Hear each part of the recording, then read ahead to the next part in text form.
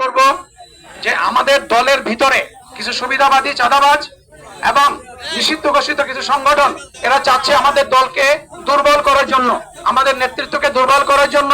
কাজে আমরা কোনোভাবে তাদেরকে কোনো সুযোগ দিব না। আমরা অত্যন্ত সাংগঠনিকভাবে সুসংগঠিত হয়ে আমাদের দলকে সামনে এগিয়ে নিয়ে যাব এবং আমরা তত্ত্বাবধায়ক সরকারের কাছে অনুরোধ করব বিভিন্ন তাল বাহানা না করে, বিভিন্ন ধরনের ষড়যন্ত্রের শিকার না হয়ে, বিভিন্ন ধরনের ইস্যু সৃষ্টি না করে, নির্বাচনকে না পিছিয়ে যত তাড়াতাড়ি সম্ভব নির্বাচনে দিয়ে আমাদের জাতীয়তা পার্টি দলকে আমাদেরকে প্রতিষ্ঠিত করার জন্য অবিলম্বে ব্যবস্থা গ্রহণ করুন।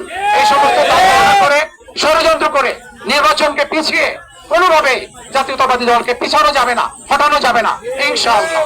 আমি আপনাদেরকে সবাইকে আবার আমার ধন্যবাদ জানাচ্ছি যে চরম গরমের ভিতরে আপনারা এসে বিকালবেলা যে সময় দিয়েছেন এবং আপনারা কষ্ট ভোগ করেছেন, সেই জন্য আপনাদেরকে ধন্যবাদ জানাই। আবার আপনাদের সাথে ইনশাআল্লাহ দেখা হবে। সবাই ভালো থাকেন। আপনাদের সবাইকে অসংখ্য ধন্যবাদ। আসসালামু আলাইকুম ওয়া রাহমাতুল্লাহ।